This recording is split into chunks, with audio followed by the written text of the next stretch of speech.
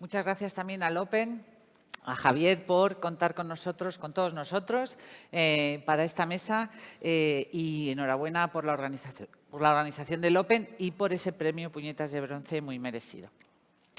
Bueno, aunque ellos no necesitan presentación y ya les ha presentado Fede un poco, quiero presentaros a mis ponentes que son verdaderamente referentes en el sector del hoteles, que es sobre el que vamos a hablar, arbitraje en el sector hotelero. Al final tenemos a Emma Gómez, que es economista, es una rara avis entre nosotros abogados y que interviene como perito en múltiples ocasiones en arbitrajes relativos a hoteles. Es la directora de Hospitality Management Servicing de Savills Aguirre Newman. A su lado está Rosa Vidal, que es abogada del Estado y socia directora de Broseta y árbitro de la Corte Civil y Mercantil de Arbitraje CIMA. A su lado está Marta La Laguna, que es árbitro, abogada, mediadora y actualmente secretaria general de la Corte de Arbitraje de Madrid. Nos acompaña también Manuel Penades, que es abogado y solícita en Inglaterra y Gales, además de árbitro, por supuesto, y es profesor de Derecho Mercantil internacional en el King's College de Londres. Y tenemos aquí, last but not least, a Jesús Giner, que es abogado y árbitro también, y es socio de LENER y es árbitro de la Asociación Europea de Arbitraje y de la Corte de Arbitraje de Madrid. Y además es el anfitrión, porque esta es la mesa LENER, al que agradecemos mucho que nos haya patrocinado y que haya contado con nosotros y que nos va a dar una breve introducción de por qué vamos a hablar de arbitraje en este sector. Jesús. Buenos días a todos. Lo primero, gracias a Javier y a la Asociación Europea de Arbitraje por permitirnos este año que organicemos una nueva mesa en la que tratar de algo que básicamente pretende simplemente despertar interés sobre un concreto aspecto del arbitraje. Gracias también a los asistentes y gracias a mis compañeros de mesa que aceptaron el atraco de venir a estas horas a hablar de arbitraje hotelero. Cuando este año Javier me propuso que organizase otra mesa, como la del año pasado, buscando un tema se nos ocurrió a ambos el arbitraje hotelero. Y claro, lo primero que hay que preguntarse es si el arbitraje hotelero existe. ¿Por qué se habla de un arbitraje hotelero, del sector hotelero? Yo creo que sí que existe por dos razones. Primero, el sector hotelero es un sector económico dotado de una singularidad, de una sustantividad propia evidente.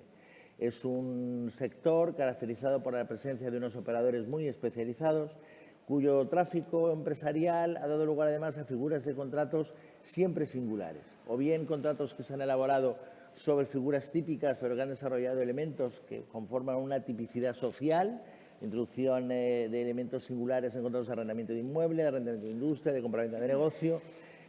Han generado además unos tipos especiales de contratos singulares, como es el contrato de gestión hotelera, sobre el que sobre todo nos hablará Manuel.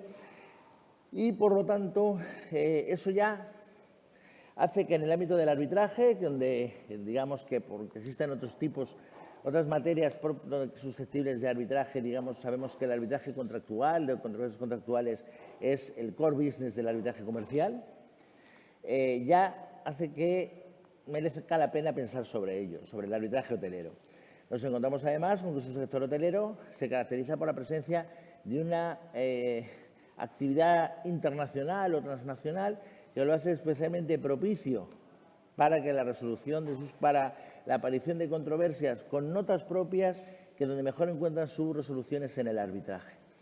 Por ambas razones, porque nos encontramos ante un sector con características especiales y no siempre bien conocidas, porque estas características lo convierten en un sector especialmente adecuado o mejor dicho, especialmente necesitado de soluciones que proporciona el arbitraje, y también porque estamos en un año en el que, por desgracia, las circunstancias que han atravesado han puesto de manifiesto una crisis económica gravísima del sector hotelero, que forma parte del principal sector de la economía española, donde toda en la prensa generalista han aparecido múltiples noticias, problemas de insolvencia de grandes cadenas hoteleras, ERTEs de grandes cadenas hoteleras, resoluciones judiciales afortunadas o más o menos afortunadas sobre el problema de las rentas de los arrendamientos. Por todo eso hemos querido hoy hablar del arbitraje hotelero y ya no me extiendo y doy la palabra a nuestra moderadora, a la que doy especialmente las gracias por haber querido tomar la responsabilidad de organizar aquí a 5, que seguro que hablamos demasiado.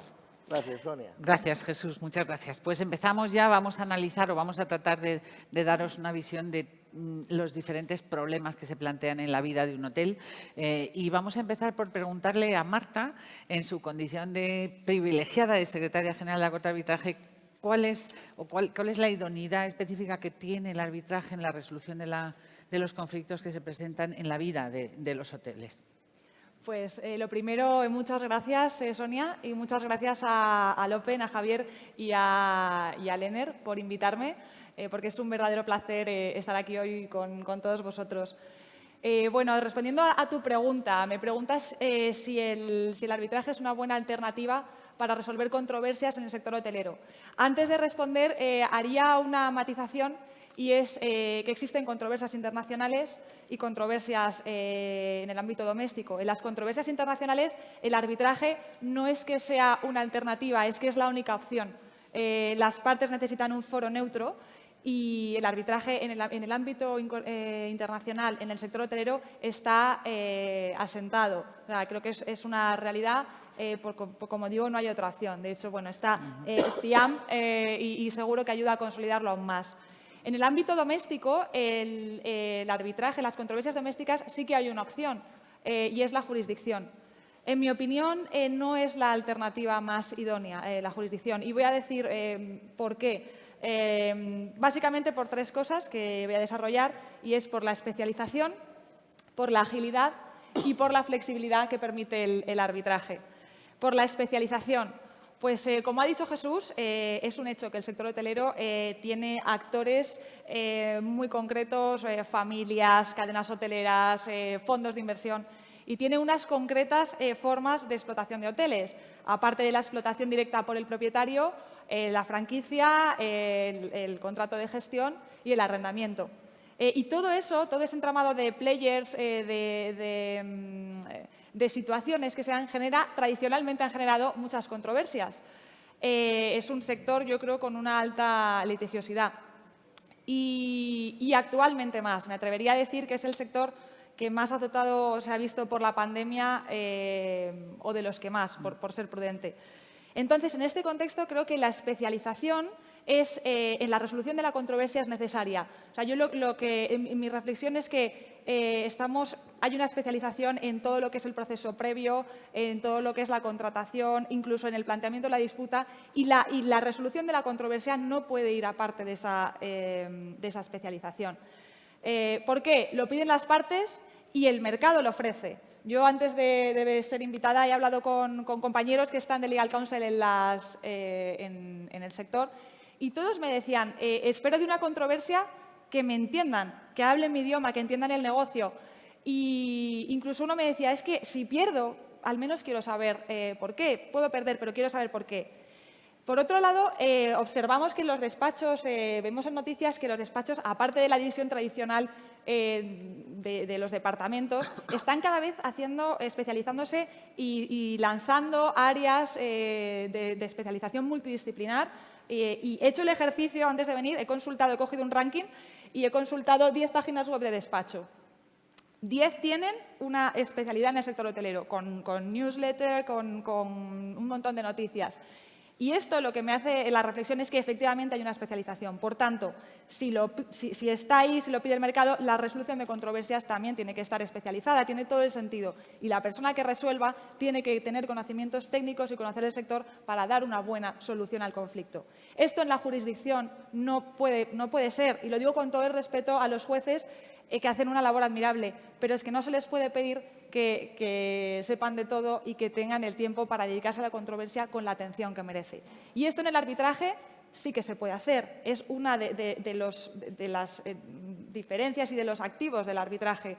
En la Corte de Arbitraje, cuando las partes no han elegido al árbitro, cuando tenemos que estar en el proceso de designación, se tiene muy en cuenta las características, la especialización, los conocimientos de a quién se propone y quién va a resolver. Y solo por eso ya creo que la respuesta es que sí. Pero decía dos puntos más. Agilidad. Agilidad en la resolución. 2 datos muy objetivos. La media de duración del procedimiento arbitral son 10 meses. Es un dato que he cogido de nuestra página web, está publicado, es un dato de 2019, que es el que está disponible, versus lo que puede tardar una controversia judicializada. Y me voy a una controversia de más de 600.000 euros, que tiene todas las papeletas para irse a casación.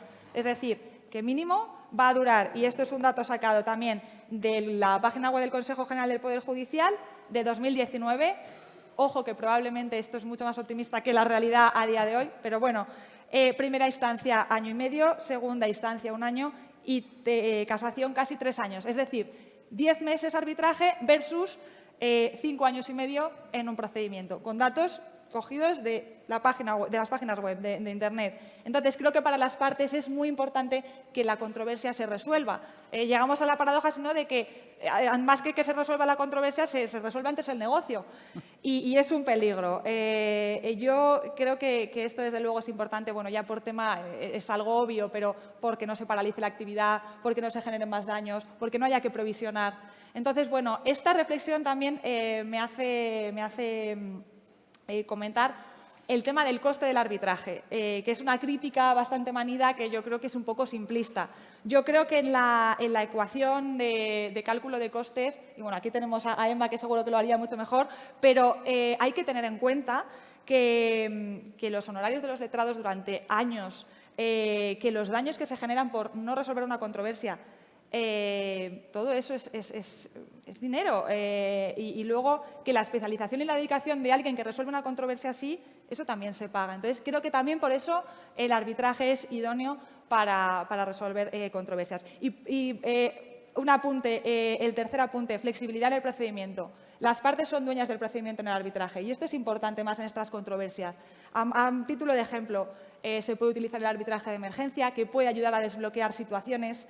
Se puede utilizar el procedimiento abreviado, se puede abrir ventana de mediación en el arbitraje, incluso se puede optar, si las partes quieren, por una impugnación, apelación opcional del laudo. Esto está en nuestro reglamento. Lo digo porque a veces se genera la crítica, o la he escuchado, de que en el arbitraje solo tienes el one shoot. Pues bueno, si las partes quieren, y siempre es que son dueñas del procedimiento, hasta pueden tener esta opción. Entonces, bueno, la conclusión es que sí, que claramente sí, que el arbitraje es un medio idóneo para resolver controversias en el sector hotelero. También en el ámbito doméstico. Creo que es importante el mensaje. En el ámbito doméstico es algo idóneo. Creo que es deber de todas, de las instituciones, por supuesto, pero de todos, informar a las partes de estas opciones y para que se incluyan cláusulas de arbitraje en estos contratos y, si no están puestas, para que las partes, bueno, cuando llegue la controversia, puedan pactarlas o incluso presenten una solicitud conjunta a la institución arbitral, que es algo que, por cierto, estamos viendo más habitualmente. Así que, bueno, no me extiendo más, pero... Muchas gracias, Marta. Bueno, ese deber de información que tú señalas muy acertadamente, sobre todo, nos afecta a los abogados, ¿no? Así que todos debemos tomar nota. Vamos a pasar ahora a la primera fase, digamos, de la vida de un hotel, que sería la de la construcción y la financiación. Y le vamos a preguntar a Rosa cuáles son los problemas más habituales o más importantes que surgen en esta primera fase de la vida de un hotel. Rosa. Gracias, Sonia. Y gracias, Javier. Gracias, Jesús, cuando pensasteis que podía aportar algo también en esta magnífica mesa. A la pregunta que me hace Sonia, empezando por la construcción de un hotel. Realmente las controversias pueden surgir en contratos de construcción en 2 momentos, tanto en las fases de construcción como por problemas derivados de la construcción en la fase de gestión, que luego Manuel tratará con un poquito más de profundidad. Yo quería centrarme más en esa primera fase. Durante la fase de construcción de un hotel, los contratos de construcción, y ocurre en los hoteles y en otros tipos de sectores, siguen siendo unos contratos en los que no existen unas prácticas estandarizadas de manera generalizada, todavía. Es decir, no es un sector que haya sido muy desarrollado como si ha sido otros sectores, ¿no? La construcción no es así. Entonces nos encontramos con contratos muy técnicos en los que suelen ser llave en mano, es decir, suelen ser con un precio cerrado, pero acompañado a su vez de un listado de partidas absolutamente técnicas. Es decir, el contrato de construcción va acompañado de un proyecto técnico, lo que es el proyecto básico, con los cálculos estructurales, pero también con los precios. Y la mayoría de problemáticas que pienso que es más acertado que vinieran a vía de arbitraje Y que estos días, además, siguiendo al dato, Marta nos decía, solo el 7% de los arbitrajes domésticos son de hoteles. Y yo diría, y en construcción, menos aún, de un 7%, porque eso incluye todos los que se dan. Se pueden dar o problemas más de contratación jurídica, de interpretación, que esos pueden ir al arbitraje o no ir, pero los problemas de interpretación del propio contrato en cuanto a cambios de materiales, cambio de partidas, cambio pues de diferentes elementos que forman parte del propio hotel y que durante la construcción es absolutamente necesario cambiar. Porque además todos esos contratos van acompañados no solo de lo concreto del precio y del elemento técnico, sino también del replanteo, de que los contratos se realizan sobre papel y sobre la base de unos pliegos, de unos proyectos que luego hay que llegar al terreno y replantearlos, es decir, hacerlo sobre el terreno. Y cuando llega al terreno, al principio cuando te dedicas a esto, dices, esto no puede ser. Pero la realidad es que siempre ocurre. Es decir, cuando llegas al terreno, resulta que lo que estaba en el plano no coincide nunca con la realidad. Y eso hay que ajustarlo. Cada uno de esos ajustes suele llevar consigo un cambio económico y un cambio técnico. Pues en la práctica eso se puede resolver o poniéndonos de acuerdo, que es la mayoría de los casos, pero es más fácil cuando no hay un negocio, es decir, una gestión detrás de ese contrato, que cuando hay una gestión. Porque es muy importante saber qué quiere el gestor, que ya suele intervenir en esa fase de replanteo. Muchas veces no interviene en la fase previa de planificación, que yo pienso que es otro de los errores, ¿no?, en donde el gestor tiene que estar en esa fase previa de planificación, pero en la ejecución ya directamente se tiene que contar con quién va a gestionar. Y empiezan a surgir los problemas que requieren una solución inmediata, porque si no hay que parar la obra. Entonces, lo que no podemos es estar parando obras que tarden 7 años para poderse resolver y para poder continuar. Y ahí es donde el punto del arbitraje nos ayudaría muchísimo. Porque además, los 3 elementos que tú señalabas, Marta, el tiempo, fundamental, no podemos estar parando la obra. Podemos dilucidar un precio, pero tampoco dejarlo a muchos años la disquisición del mismo. Es decir, porque al final esto es una cuenta de resultados que hay que tener claro. En segundo lugar, la especialización técnica. Es decir, para poder decir si el problema es de planificación, el problema es de proyecto, por tanto, el problema es de replanteo, necesitamos técnicos, solemos necesitar peritos. Es mucho más fácil en un arbitraje contar con un perito que ambas partes le reconozcan el elemento técnico y confíen en ese criterio, o incluso la mediación en algún momento, que en la práctica, cuando las cosas funcionan, es una mediación lo que se hace, que es llegar a acuerdos. Y tercero, un poco la agilidad y la flexibilidad que tiene el arbitraje, que en unos casos nos exigirán contar con un perito, en otros nos exigirán ponernos en un término medio, cosa que en vía judicial es muy difícil, porque normalmente los temas se llevan más a las cuestiones jurídicas y no a las cuestiones técnicas y prácticas. Y ese es uno de los motivos y una de las complejidades que yo aprecio permanentemente en temas de construcción y en concreto en hoteles con gestión, que son todos, la construcción de hoteles, y por los que abogo claramente porque fuéramos al arbitraje. Y lo que veo es que no estamos utilizando aún esa vía, y eso es cosa también de los abogados que estamos aquí, el empezar a incorporar esas cláusulas arbitrales en los contratos, ¿no? Y ya en los temas de gestión, pues le cedo un poco la palabra a Manuel, que es más experto en la gestión de esta serie de contratos que nosotros. Sí, Manuel, gracias, Rosa, porque esta misma pregunta que le he formulado a Rosa te la formulo a ti para la segunda etapa de la vida del hotel, ¿no?, en la fase en la que ya entramos en la gestión y ya surgirán otros problemas, ¿no? Adelante, Manuel. Así es. Muchas gracias, Sonia. Efectivamente, los contratos de gestión, y sin perjuicio de que exista antes una fase de compraventa o arrendamiento que luego tratará Jesús, los contratos de gestión son unos contratos típicos del sector hotelero. De hecho, fueron inventados hace ya muchas décadas por el fundador de la cadena Hilton, cuando tuvo que crear su primer hotel fuera de Estados Unidos, en Puerto Rico, y tuvo que encontrar una fórmula para intentar mantener control sobre la gestión sin asumir el riesgo de la propiedad del establecimiento hotelero. son muy frecuentes en inversiones internacionales, principalmente cuando la cadena hotelera, la gestora, no quiere tener el riesgo de tener que litigar ante los tribunales de la propiedad, es decir, donde se encuentra el establecimiento hotelero, porque exista quizá una cercanía entre el poder público y la propiedad del hotel, o porque pueda existir algún tipo de desventaja procesal por el hecho simplemente de litigar en el terreno de la contraparte. No obstante, creo que si estamos hablando de contratos de gestión hotelera, para aquellos que no estén familiarizados, es útilmente decir que son contratos en los que la propiedad de un hotel acuerda con un profesional gestor hotelero el pago de unos honorarios a cambio de que ésta gestione el establecimiento hotelero según su criterio, pero por cuenta y en nombre de la propiedad. Es decir, es un sistema híbrido que ha favorecido la profesionalización en el mundo, en el sector, porque permite que la propiedad, sin necesidad de tener una expertise, pueda aún así tener un negocio que genere beneficios, pero simultáneamente una cadena hotelera puede ampliar su cartera, puede localizarse en lugares que puedan ser estratégicos sin asumir el riesgo de la propiedad del establecimiento hotelero. Es verdad que quizá en España es aún una figura que no está tan establecida como en el mundo anglosajón, pero aún así se está extendiendo. También porque el modelo de propiedad de los hoteles, anteriormente familias, como comentaba Marta, poco a poco son los fondos de inversión los que están convirtiéndose en propietarios, está incrementando el uso de esta fórmula.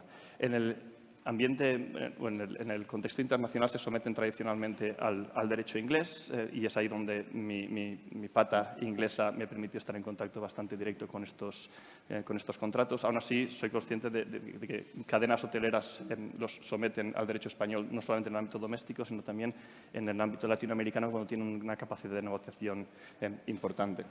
¿Y cuáles son las disputas que surgen principalmente en el sector de los contratos de gestión? En primer lugar, y relacionado con lo que comentaba Rosa, el estado físico del hotel, cuáles son las exigencias razonables que la cadena hotelera puede hacer para que se mejore el estado del hotel frente a las inversiones que pueden ser exigibles por parte de la propiedad. Y ese criterio de razonabilidad, que muchas veces tiene que estar previsto en el contrato de gestión con mucho detalle, no siempre es así. Incluso la interpretación de ese acuerdo es fuente de controversia, y ahí el derecho aplicable y los criterios de interpretación de contratos en derecho aplicable, que como sabemos no son iguales en derecho inglés o en derecho español, pueden ser muy relevantes. En segundo lugar, también el cálculo de las management fees, de los honorarios que se paga a la gestora. Aunque tradicionalmente los contratos de gestión venían definidos por el pago de unos honorarios, cada vez más esos honorarios están vinculados al performance, al resultado que tenga el hotel, porque es un incentivo para que la gestora lo haga lo mejor posible. En esos casos, cuando existe una discrepancia entre el acceso a la información respecto al performance del hotel entre la propiedad y la gestora, pueden surgir desavenencias en cuanto a cómo se calculan esos honorarios, y siempre es fuente de disputas. Es precisamente una diferencia esta que se ha venido mencionando entre los contratos de arrendamiento de industria, que es otra fórmula empleada en el sector hotelero, y los contratos de gestión hotelera. Los contratos de gestión hotelera se caracterizan a priori porque la gestora no tiene el riesgo de la propiedad frente al contrato de arrendamiento de industria. Aún así, estos mecanismos híbridos de cálculo de fees hacen que se acerquen de forma sustancial. Y esta calificación jurídica, o la naturaleza jurídica del contrato, que es un término bastante jurídico, valga la redundancia, puede ser relevante en determinados ordenamientos respecto a los mecanismos de rescisión contractual y de los remedios que pueden estar disponibles para las partes según la naturaleza del contrato. Y finalmente, otro tipo de disputas que actualmente está muy en boga, evidentemente, son las reclamaciones por rebus, la fuerza mayor. Obviamente, en derecho inglés, la regulación de la fuerza mayor y de rebus es muy distinta al derecho español. Cada vez, al menos en mi experiencia, es más importante saber cuándo se pueden invocar este tipo de cláusulas y cuáles son las consecuencias de invocarlas de forma errónea, el cálculo de daños por una invocación incorrecta de las cláusulas de fuerza mayor, y muchas veces procedimientos cautelares para intentar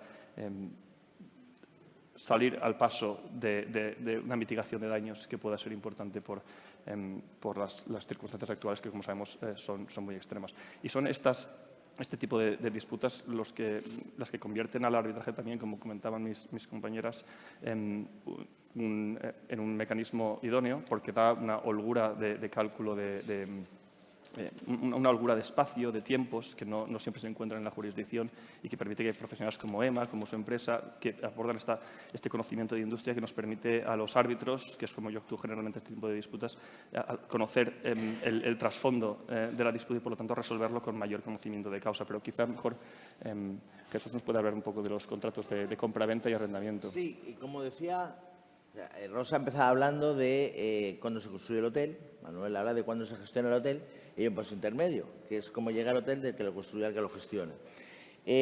Lo primero que hay que decir es que en la práctica española todavía, salvo quizás las grandes cadenas, y probablemente las grandes cadenas tampoco en el territorio nacional, no tiran mucho del contrato de gestión, sino que quizá por la propia trayectoria de la transmisión de la propiedad de los hoteles y de los inmuebles, solemos todavía acudir a las categorías tradicionales de la compraventa y del arrendamiento.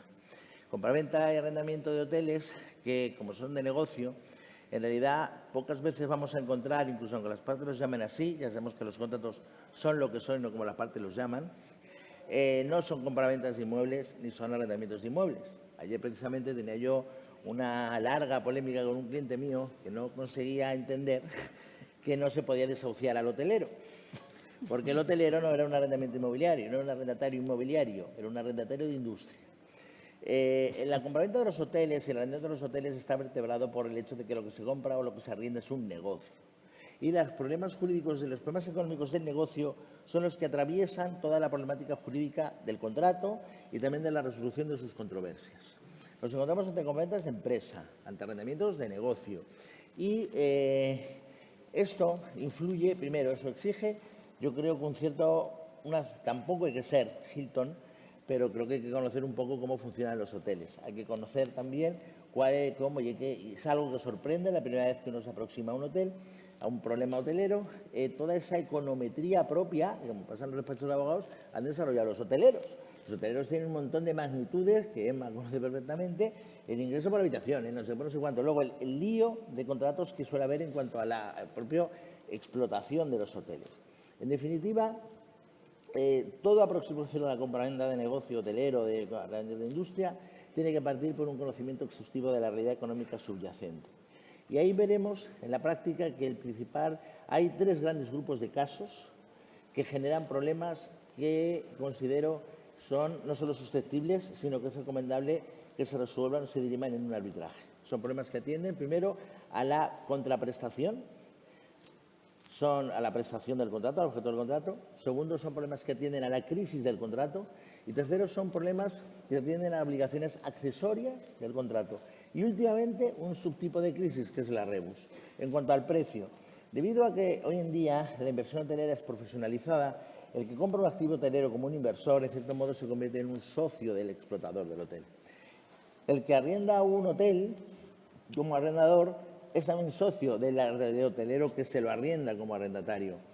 Como consecuencia de eso, los precios de los contratos de compraventa, el precio del arrendamiento, que es la renta, vienen determinados generalmente en la práctica como magnitudes variables. Ya nadie arrienda un hotel por una cantidad fija, ni lo suele vender tampoco por una cantidad fija. Se contempla siempre un mínimo garantizado y una renta, incluso un precio variable, una suerte de earn-out.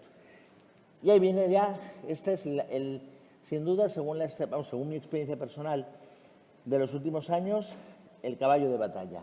¿Cómo se determina el precio variable o la renta variable? Los contratos españoles tradicionales son muy poco sofisticados. Suelen utilizar simplemente el término de la rentabilidad del hotel. Algunos son incluso un poco más arcaicos, hablan de la facturación del hotel y ahí se paran.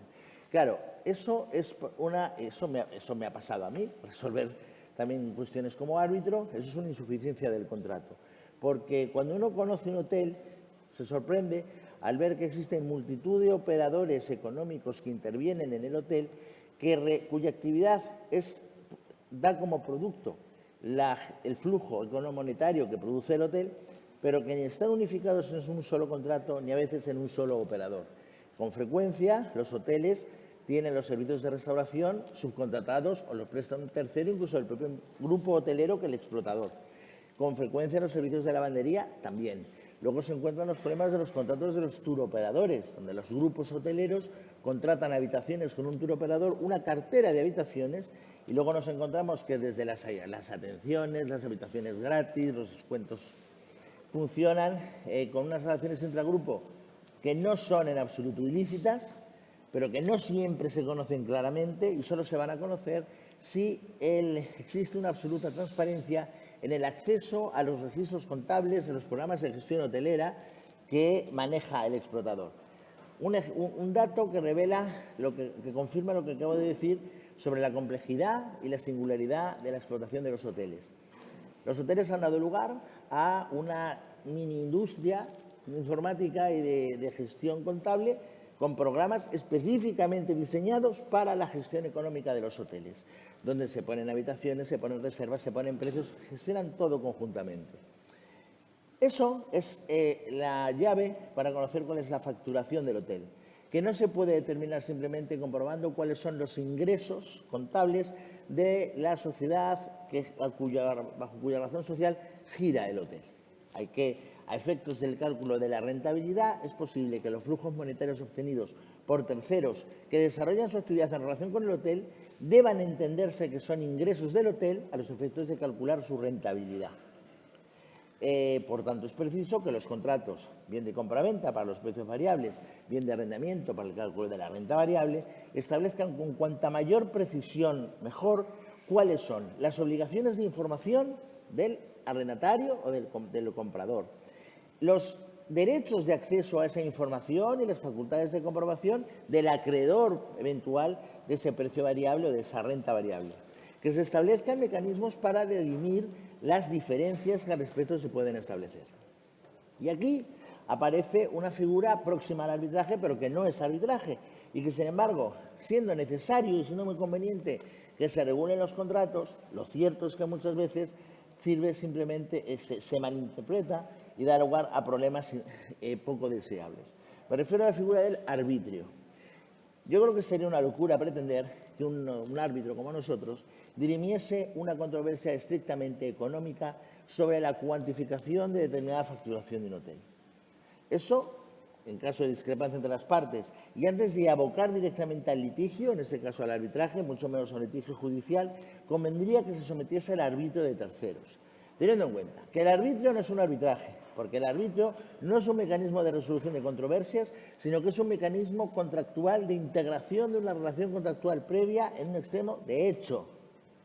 Y que, por lo tanto, el arbitrio ni excluye el arbitraje, ni impide el arbitraje, y, en consecuencia, hay que tener mucho cuidado con eso. Ni las partes deben pretender acudir al arbitraje para solicitar lo que es arbitrio, ni los árbitros pueden dictar laudos sobre lo que es arbitrio, porque si lo hacen, en realidad el laudo será nulo por ausencia de convenio arbitral o por haber resuelto una cuestión que no estaba sujeta a arbitraje, porque la determinación del precio de esa magnitud fáctica, que a su vez puede servir para resolver el problema jurídico, que sí es objeto del arbitraje, no es en sí misma materia de arbitraje. El segundo gran grupo de problemas que plantean estos contratos son el de su crisis. La crisis en general, y vamos a hablar de la crisis de la rebus. Crisis del contrato, llamo a todos aquellos hechos que pueden determinar, que alteran la previsión contractual sobre el normal desenvolvimiento de la economía del contrato. Es el caso de la fuerza mayor, es el caso del caso fortuito, es el ejemplo del cambio sustancial adverso, el Material Adverse Change, el MAC, que aparece en muchos contratos por influencia anglosajona. Y lo primero que voy a decir aquí es, primero, que en el derecho español, que es del que yo hablo, todo esto es materia dispositiva. Las partes son soberanas para determinar qué es y qué no es fuerza mayor, qué es y qué no es caso fortuito, cuáles son las consecuencias de una y de otra, cuándo se ha producido un cambio sustancial adverso y cuándo no. En la pandemia, yo, por ejemplo, he conocido como abogado y como árbitro un caso, contratos en los cuales el mismo hecho, la pandemia, había sido regulado por las partes en un caso con un efecto fatal, como el contrato, sobre el contrato, y en otros casos, en cambio, el que las partes habían establecido una regulación contractual de fuerza mayor en la que no existía la pandemia.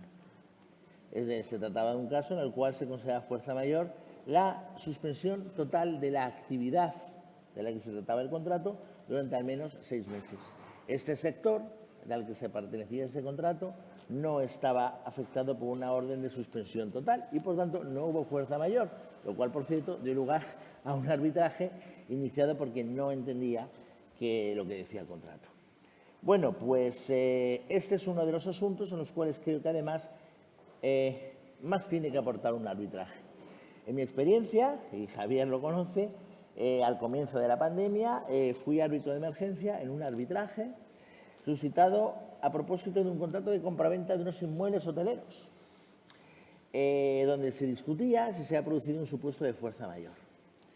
La discusión se produjo en un momento en el que estaba a punto de cumplirse la fecha en la que el comprador debía realizar el pago de la mayor parte del precio que estaba garantizado bajo condición resolutoria. No se trata de echarnos flores porque yo no hice más que lo que era nuestra obligación. Javier y yo hicimos lo que era nuestra obligación, pero conseguimos que el litigio, la controversia sobre el ejercicio de la acción de la condición resolutoria o la invocación de la condición resolutoria por el vendedor acreedor del precio, que estaba a punto de ver que el otro no se lo iba a poder pagar, quedase resuelto en 8 días. Indudablemente, no voy a decir cuál fue lo que se acordó con carácter cautelar, pero eso habría sido imposible en un tribunal. No porque no tengan ganas, que tienen, ni porque no sepan, que saben, sino porque las propias normas procesales constriñen esa posibilidad. Tampoco podemos pretender que los tribunales de justicia sean un chicle. Yo creo que esta manía que a veces por voluntarismo muchas veces se tiene de, bueno, intentamos estirar las cosas, apañamos el procedimiento según nos parezca y con tal de que no haya indefensión ya vale, no. Es decir, creo que los procesos tienen que ser ordenados y en ese sentido el arbitraje, donde las partes son soberanas y son las dueñas del procedimiento, es probablemente el medio de resolución de conflictos más adecuado para problemas como este de la fuerza mayor. Pensemos que en un supuesto de fuerza mayor, donde se discute si un contrato queda o no resuelto, con todas las consecuencias que tiene, no puede quedar expuesto a un litigio que dure años. Porque cuando acaben los años habrá acabado la fuerza mayor y probablemente ya no quedará nadie para discutir de lo que pasaba, es decir, llegaremos al humo de las brasas. En relación con esto está también el problema de la rebus. La rebus sic stantibus, jamás nadie pensó que la cláusula rebus sic stantibus tuviese la actualidad que iba a tener hoy en día. Cuando yo explicaba civil hace un montón de años, empecé a dar clase de civil, la de la cláusula rebus y la modificación sobrevenida de la base del negocio, parecía una cosa como muy bonita, muy tal, se preguntaba en los exámenes, pero nadie pensó que hoy en día uno se mete en una base de datos y salen varios cientos de resoluciones ya registradas en las bases de datos sobre cláusula rebus. La segunda sorpresa es que no existe un criterio uniforme en la aplicación de la rebus. El tercer problema es que los litigios sobre rebus se eternizan. Hoy en día todavía hay abiertos en primera instancia procedimientos judiciales que derivan de medidas cautelares previas solicitadas en aplicación de la rebus durante la primera ola de la pandemia. Todavía no han sido resueltos en primera instancia. Imaginemos todos lo que supone para el inversor que compra un hotel, que tiene garantizados, tiene a su vez asumidos unos compromisos de rentabilidad con sus propios inversores, que de pronto, en la aplicación de unas normas nada claras, si ha habido normas, con las normas de los decretos leyes dictados en ayuda de los arrendatarios de industria, o si no, en virtud de principios generales, se ha procedido a una modificación de la renta, una reducción de la renta por un periodo indefinido para el arrendatario. Y que ese señor, que tiene que rendir cuentas de sus propios inversores, tiene que llegar y contar que el juez de X ha decidido que, si bien la jurisprudencia del Tribunal Supremo es reiterada en cuanto a que, por ejemplo, si hay rentas variables, eso supone un mecanismo de asignación contractual del riesgo y no cabe aplicar la cláusula rebus, entiende él, el juez del pueblo X, que, sin embargo, este caso es distinto porque esto de la epidemia no ha pasado nunca. Claro, habría que decir, esa doctrina ya se dictó para la guerra civil y nunca había habido una guerra civil. Entonces, bueno, pues es lo que hay. Evidentemente, nadie dice que las resoluciones judiciales sean equivocadas y los árbitros sepamos mucho. Lo que digo es que el desastre de la peor resolución arbitral queda enmendado en un poco de tiempo y por lo menos la incertidumbre de los tribunales de justicia no la tenemos. En definitiva, todo este discurso lo que trata de decir es que el arbitraje es un gran medio de resolución de conflictos hoteleros, pero que quienes nos dedicamos a esta resolución de conflictos hoteleros debemos intervenir, como en el caso de la construcción de los hoteles, antes. Y que no hay mejor manera de evitar el arbitraje hotelero o el pleito hotelero que quienes se dedican a los pleitos o a los arbitrajes hoteleros le echen un ojo al contrato a la hora de escribirlo. Porque estos probablemente seremos quienes mejor conocemos o quienes mejor hemos padecido en la práctica las deficiencias de los contratos regularmente resueltos. Al problema de la cláusula de la fuerza mayor le pasa como el de la ley aplicable, que como está al final del contrato, la gente llega cansada después de leer 50 páginas, se suele tirar de templates y no siempre la cosa da resultado. Por lo tanto, tenemos problemas de precio que se resuelven con una regulación contractual clara, de rentabilidades, de obligaciones accesorias de información que generan derechos de acceso y derechos de comprobación, mecanismos previos al litigio como es el arbitrio. Y además se puede establecer como una condición de procedibilidad para el inicio del arbitraje, que no nos olvidemos vincula a las partes, como todo vincula a las partes todo lo que está en el contrato. Tenemos la segunda parte, que es la crisis del contrato, que puede preverse necesariamente con una especie de mecanismo preventivo del conflicto, porque indudablemente a nadie le interesa el conflicto, ni al hotelero ni al dueño del hotel. Y tenemos, por último,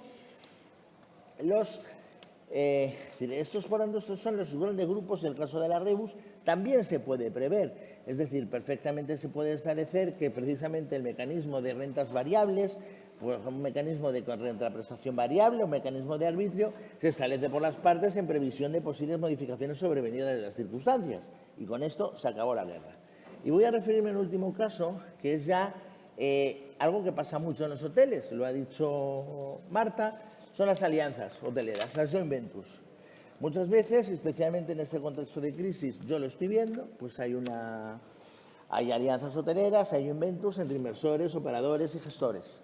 No hay nada más que decir de esto, no tiene ninguna singularidad, solamente quizá un consejo. Cuando la joint venture se personifica, conviene que el convenio arbitral sea único para los contratos de compraventa, de explotación, de gestión, de arrendamiento, los estatutos sociales o los pactos parasociales, para evitar las cláusulas patológicas. Y con esto, pues ya doy el paso a nuestra moderadora. Gracias, Jesús. Has hecho tú amplia referencia a los aspectos económicos, a la rentabilidad, a los ingresos, a las diferentes formas de computar, ¿no? Y de contar los ingresos. También Manuel, también Marta, y también en la fase de construcción lo ha hecho Rosa. Y para que nos cuente un poco cuál es la problemática de estos aspectos económicos y financieros de la vida de un hotel, que son los importantes al final, tenemos a Emma. Emma, cuando quieras. Muchas gracias, Sonia. Bueno, por reincidir un poco en lo que ya han dicho estos ponentes tan estupendos que tenemos aquí, los contratos de arrendamiento que ya vienen de histórico, porque como todos sabéis, los contratos de los hoteles suelen durar 20, 30, 40 años, la pandemia ha puesto de manifiesto que estos contratos de arrendamiento ya no sirven para el objetivo principal que tenía el propietario, que era un poco quedar indemne de lo que es, o quedar aparte de lo que es la operativa diaria del hotel. Al final, toda esta pandemia y toda esta situación lo que ha puesto de manifiesto es que el propietario hotelero tiene que compartir parte de ese riesgo. De manera que se ha visto obligado a negociar, a ir al juzgado, al final ha visto reducidos sus ingresos y esto está provocando que toda esta situación vaya a cambiar. Hay una tendencia ahora mismo que se ha acelerado, que ya veíamos que venía en el pasado, como ha mencionado Jesús, que es el tema de la tendencia a los contratos variables. Esto también tiene mucha importancia, sobre todo para los inversores mucho más profesionalizados que están entrando en el sector. Los contratos variables tienen sus particularidades porque implica que tienes que entender el negocio en el que estás invirtiendo. Es decir, el hotel ya no es un puro instrumento financiero donde compras un activo y tienes una rentabilidad X y se mantiene por los siglos de los siglos. Tienes que enterarte del activo que tienes y del negocio que tiene. Esto implica que los propietarios tienen que entender o contratar a alguien que entienda en el día a día lo que está haciendo el operador hotelero. Tienes que poder tener acceso a la información. Además, hay información, no unas cuentas de resultados normales, la información en formato hotelero que se tiene que poder entender e incluso llegar a poder no interferir, pero por lo menos entender los sistemas informáticos que tiene el hotelero. Tú tienes que poder ser capaz en tu hotel de poder entrar, ver las reservas que tienes y para eso te tiene que dar el hotelero acceso a sus sistemas informáticos, cosa que hasta ahora era tabú y se siguen resistiendo a darte ese acceso. Pero como propietario deberías poder reclamarlo y esto es muy importante que los contratos cuando se estructuran al inicio, todas estas cláusulas de información sean mucho más extensas de lo que han sido hasta ahora. Cuando surge la controversia entre propietario y operador, a la hora de valorar los hoteles hay una cosa fundamental que es entender la información del hotel. Los hoteleros tienen su propio sistema contable basado en las normas generales de contabilidad, pero mucho más detallado, que se llama Uniform System of Accounts for Lodging Industry, comúnmente conocido como USALI. Y estas cuentas de resultados que tienen están distribuidas por departamento, el departamento de habitaciones, el departamento de comida y bebida, marketing, comercial, renovación, es decir, la inversión que se utiliza para renovar periódicamente el hotel, etcétera. Todo eso está distribuido de manera departamental y además está dirigido y distribuido entre costes operacionales, que son los costes relacionados con las ventas, y los costes no operacionales, que son más bien los costes fijos del hotel. Todo esto además va acompañado de su propio sistema de estadísticas y métricas, como bien comentaba Jesús, que hay que poder entender. El famoso ADR, que es la tarifa que tienes, si los ingresos vienen netos de comisiones o no se han restado las comisiones, y qué comisiones, viene con IVA, viene sin IVA, o cómo están registradas o qué criterios se utiliza para las complementary, que son las habitaciones gratuitas que se dan. ¿Son promociones? ¿Son habitaciones para la familia? Todo eso hay que ser capaz de analizarlo. Hay ratios que además varían mucho, porque los ratios que da el Uniform System no se pueden analizar solos, es decir, no hay decir este ratio es correcto o es incorrecto, va a ir en función del hotel. ¿Dónde está ubicado el hotel? ¿Qué CAPEX se ha invertido en este hotel? ¿Es un hotel renovado? ¿Es un hotel que hace 20 años que no se mete dinero? Si es un hotel urbano, ¿es un hotel vacacional? Entonces, por ejemplo, hay ratios como por el número de empleados por habitación, que en hoteles de lujo o en hoteles del Caribe puede estar en 3 empleados por habitación y, sin embargo, en hoteles más commodity urbanos puede estar en 0,20 o 0,22. Todo esto no se puede analizar aisladamente, va con todo el entorno del hotel. Además, en los hoteles es muy importante tener acceso no solamente al USALI, sino también al sistema de revenue o de cómo se están vendiendo las habitaciones, porque la capacidad de reacción tiene que ser inmediata. Si de repente las ventas están bajando y el año pasado no bajaron, ¿por qué? ¿Qué tengo que hacer? Hay que anticiparse mucho al mercado para poder meter unas tarifas que además son muy cambiantes. Todo esto necesita el propietario siempre tener a alguien a su lado que se lo interprete, y en las controversias que surgen tiene que ser alguien capaz de entender todas estas cuentas de resultados que van más allá de los estados financieros que se depositan en el registro, porque es imposible sacar toda esta información de unos estados financieros tradicionales. Al final, a la hora de valorar un hotel, lo que hay que tener en cuenta básicamente es los estados financieros en formato USALI, que hay que poderlos entender, y el acceso a la información total. Es muy importante también toda la idiosincrasia del activo y, por último, también ser capaces de valorar los daños y perjuicios que ha podido generar toda la situación de la controversia. Muchas gracias, Emma. Soy mucho más breve que mis compañeros. Sí. Bueno, pero yo creo que has apuntado cosas muy importantes de las que los abogados, se lo decía Emma antes, ¿no? Que los abogados de quien podemos aprender realmente son, aparte de los expertos en el sector, de quienes dominan otra ciencia que no es la nuestra, ¿no? Y creo, Marta, que los ponentes han confirmado lo que tú señalabas al principio, ¿no? Que la complejidad de la vida, del desarrollo de un hotel hace que el arbitraje sea el más idóneo para que la resolución de los conflictos no conlleve pues la muerte, ¿no? del hotel y del negocio, ¿no?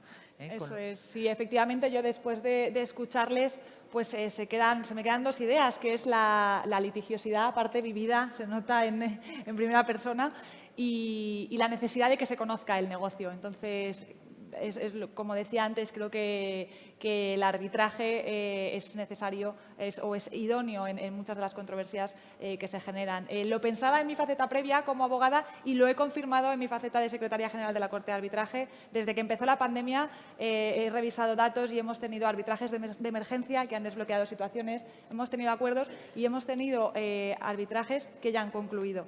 Entonces, bueno, creo que se ha demostrado que en una situación que nadie esperábamos, ya no estamos hablando de que ha reaccionado, es que realmente el arbitraje ha demostrado esa flexibilidad y esa capacidad para solucionar problemas. Por lo tanto, confirmo lo que decía inicialmente, y es que sí, el arbitraje es medio idóneo para resolver controversias en el sector del hotel.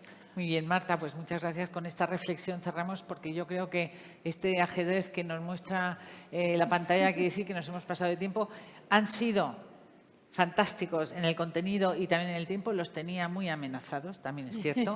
Así que muchas gracias, de verdad. La más beneficiada soy yo, ha sido un lujo escucharos, moderaros y estar en el Open. Gracias, Javier. Gracias.